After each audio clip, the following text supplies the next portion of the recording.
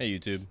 Implementing just a few of these things daily into your routine is going to help elevate your gameplay. If you're a CS2 player looking to improve your individual level and win more games, this video is for you. So the first thing I'm going to recommend that you start doing is pre-aim training. Now, this is a little more nuanced than most other aim trainings because it's kind of open to interpretation, or you're sort of free to decide how you would like to do it or which angles you'd like to clear. For example, part of my Mirage defaulting will sometimes just be sitting back middle and waiting for any kind of early aggression. Something that you want to be good at is being able to decide whether or not you're accurately aiming where they might be. So if I'm sitting back here, I might just get comfortable finding the spot on the wall where I know my crosshair is in line with where an enemy will be, and I'm just going to get comfortable pre-aiming that and firing a couple shots at it. And this is basically the premise of it, where you're just finding where your crosshair needs to be before you're actively engaging in the peak. This sort of thing seems sort of silly, or it might seem a little bit basic, but trust me when I say that these are the kind of things that when you get comfortable with on a day-to-day basis, and you find yourself aiming in the right spots naturally, this is how essentially what good crosshair placement looks like. Understanding where your crosshair needs to be, where the enemy is going to appear on your screen. That said, this can literally be done on any position, on any map. You don't want to try and tackle 7 maps in one day. You might just want to start with Mirage and get comfortable pre-aiming certain T-side lines that are incredibly common, things you're going to encounter every single game. For example, if I know that I want to pre-aim connector, and this is the first time I've done this today, so I might be off. I'm assuming it's going to be right here. It's telling me a strafe out and counter strafe. And you can see how I'm slightly off. So in this situation, if I were to play a live game and I did this peak, I would then have to make a correction that I otherwise could have fixed in an offline server time. So instead of pre-aiming a little bit far to the left, I just realized it's a little bit further right. And now next time I go out, my crosshair is going to end up in the same place. And this is the kind of thing that once actively in your schedule, you're essentially going to become second nature at this. Just finding your crosshair in the correct positions, and saying, okay, when I go into a live game, I know exactly how to pre-aim this. This sort of routine is also what establishes a high level of confidence, knowing that your crosshair is going to be in the right position before you peek. So for example, I haven't pre-aimed window. This is my assumption of where it's going to be. And internally, it feels a little off, but let's see. So you can see even just a slight little bit off. But that's enough for me to have to make my adjustment and for the enemy to get his chance over me. So next time I'm coming out mid, I'm going to decide, okay, if the pre-aim is in between these two spots. Next time I'm here, boom, I'm going to come out, and this guy in window, he's going to get one tapped. And this is kind of thing where, especially for newer players or players who feel like their aim training has sort of stagnated or plateaued, these are the kind of little things that getting comfortable with are going to help you out. Because these are the engagements that you're going to be taking all the time, and you want to make sure that something as simple as your crosshair being in the right place at the right time is enough to get you that kill. And these are the kind of angles that you should be practicing, just getting comfortable on the map, knowing, okay, I'm going to be seen here, my crosshair should be here, you know? These kind of lines that you're regularly going to be engaging in, you want to be pre-aiming them often. There are certain situations where a pre-aim is not in your benefit, and that's if an enemy could be in front of your crosshair and you're unsure, right? If an enemy is, and this is where off angles come into play. If you happen to be pre-aiming top connector like this and you come out and he happens to be off angle down here, this is what kind of the downside of pre-aiming certain lines. But this is the benefit of having good utility usage. You need to be able to trust the utility that's being thrown, and it's going to help facilitate the pre-aims that you want to take. So for example, if my goal was to pre-aim connector this round because I'm an opper, I want to take this fight right here, and then I want to come out middle, and I want to take this fight right here. Ideally, I'm going to have a window smoke that allows me to take that engagement, where I don't feel burdened by someone who might be playing in the window, so I can come out comfortably and peek these lines. And that's facilitated with good flashes, either a flash like this for window, and or flashes like this for valley, that will basically dissuade this player from playing an aggressive off angle. That's the idea behind pre-aim training. I recommend you try this a few times and you really get comfortable just pre-aiming certain positions. This is the kind of thing that you'll see certain maps have bots on, right? If you're wanting to entry frag out B, these are the kind of areas where they might position a bot right here, or a bot right here, or a bot right here. Like, these are fine. This is the kind of thing where I actually don't mind having no bots, because this kind of gets me comfortable moving my arm, understanding how much I need to move my arm in order for me to clear those positions. And this is also the kind of training where you won't feel stressed. You can slowly and accurately pre-aim these corners and get comfortable. And you can see I'm already mis-aiming some of these, so this is making me feel more confident in my own game right now by deciding, oh, that was too high. This was a correct pre-aim. That was too far left. Like, these are the kind of adjustments where it's better to make these now as opposed to having them happen in a live game where I then need to overcorrect when it matters. I don't want to have to be thinking about, is my crosshair in the correct position when I'm in a live game? So just as Pre-aim training is going to help you out. This is the kind of thing that you can start today and instantly feel more comfortable doing, no matter what position, on what map. You can do this as CT or T, right? This is the kind of thing that you can easily implement into your daily routine. This is the kind of thing where if you're less comfortable on one map or another, you should specifically target those weaknesses. You should be spending time on maps where you feel less comfortable. That'll help elevate your understanding of the map. It'll help elevate your confidence in the pre-aims that you take, the duels you engage in. Small things like that. These kind of little things are going to make all the difference. And this is the stuff that regular players are skipping. This is the kind of boring work that your average player doesn't want to contribute in. This is the kind of thing that when implemented will just help elevate your confidence to new levels. You should have more confidence in yourself due to the amount of preparation that you've done. Some of your confidence should come from the preparation and the training that you've put in.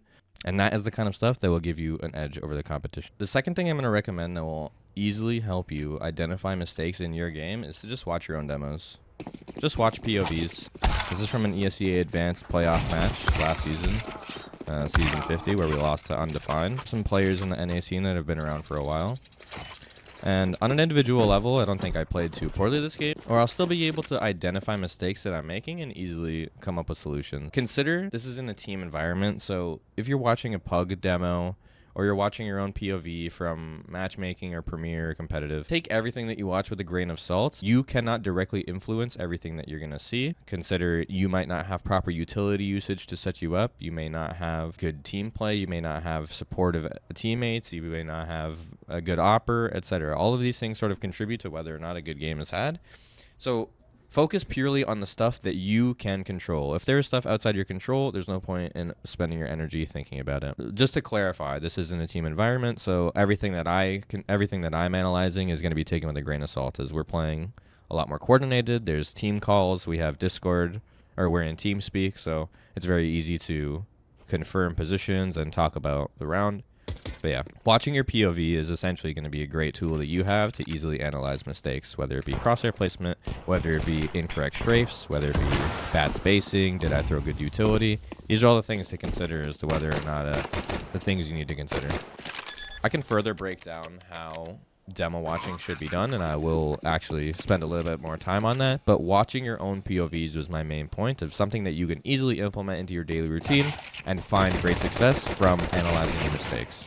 Right here, just to analyze, right? If I were to analyze this one round, I just watched myself have pretty bad crosshair placement on this first guy. You can see that we actually did a bad job of clearing out the jungle cubby. This guy feels way too safe in here, and the spacing is a little bit distant. I'm kind of far from my teammate. We're not ready to clear this left side corner together. He actually gets killed. I'll get the trade. But right there, I'm kind of annoyed with my crosshair placement. I'm aiming too low. Right here, a CT just took another shot at me, and I'm now safe. It's a 4 versus 4 scenario here. This overpeak, bad. This is essentially me acknowledging that like this is a bad peak right here because we had even numbers. The entire round is dictated on whether or not the CTs can get on site in time to defuse the bomb, and I made it just slightly easier for them by giving that guy that engagement. We'll end up winning this round, but you can see how it was in my control to not overpeak, and I did. As a result, it made that round a little bit harder than it should have been. So let's analyze, as opposed to the pistol round, let's analyze the gun round here. So I think this will be the first gun round, yep. So as part of our default, we're doing a little bit of mid control. You can see the engagements already happened in middle. One of my teammates has died. We get a trade. There's another engagement. So I'm trying to speed up to come underpass and help him out. Nothing really to analyze here. So the 3v3 scenario is something that we can maybe talk about. We haven't really done too much. We've lost a little bit of mid control. See this right here, this was already kind of a sketchy jump up. I'm not a fan of the way that I just did that. It felt very lazy. And if you see the way that I did it, I was now in a forward position with my teammates completely on their way out. My teammate 1 in T-spawn, my teammate 2 in A ramp. This is kind of just an overzealous action that didn't need to be made.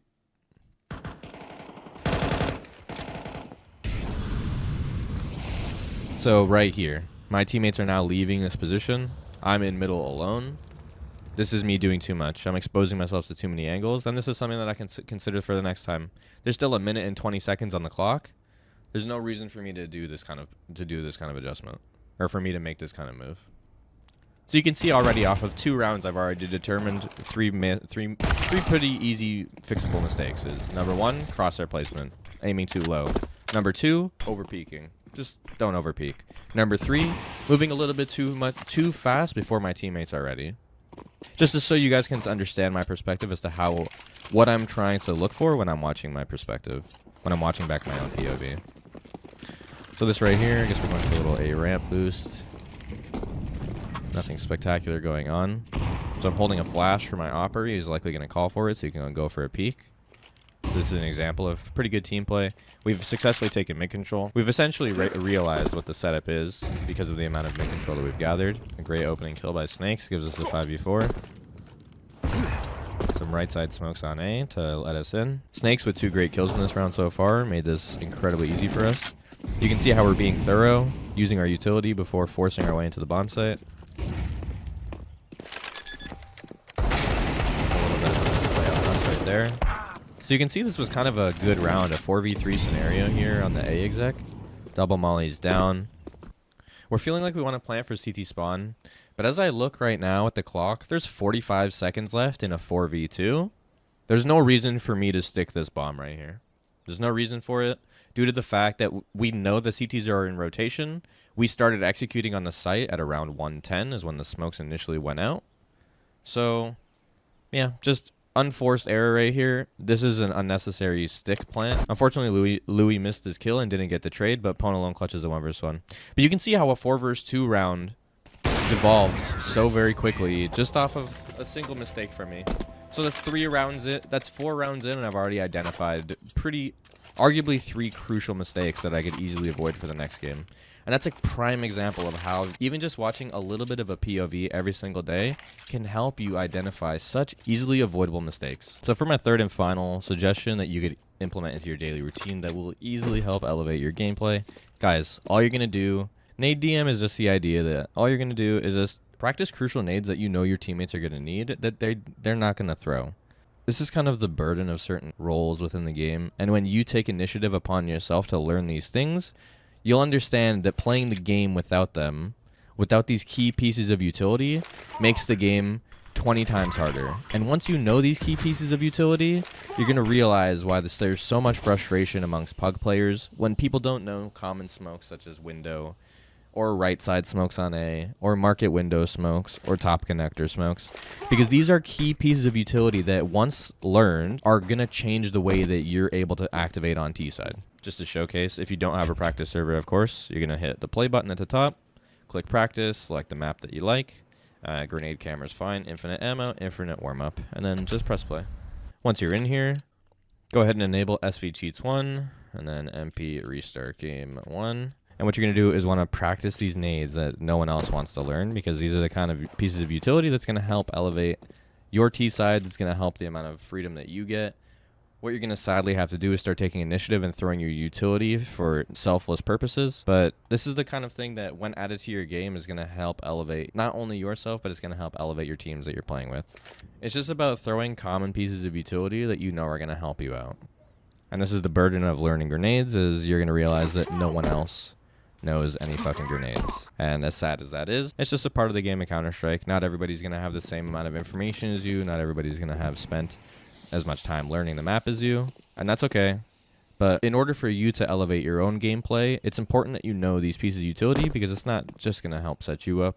It's going to also set your teammates up, which in turn allows you to win more games. That in turn allows you to perform better. Because these are the kind of things that help give you map control. These are the kind of things that are going to help separate you from the absolute newbies in the server. All right, well, guys, I mean, those are 3 of the quickest ways that you can help elevate your gameplay right now, today. You could implement any of these things into your daily routine, and you're going to notice that you're missing less grenades, you're hitting more pre-aims, you're correcting mistakes that you would have otherwise not corrected just by watching a demo or by spending a little bit more time on the offline server. I hope you were able to learn something from this video. If there's even one thing you were able to take away from this, then I would consider that a success. Subscribe to my channel if you haven't already subscribed, guys, because I got plenty more content like this on the way. If you have any suggestions or things you'd like me to talk about, please leave me a comment down below. I read every single comment.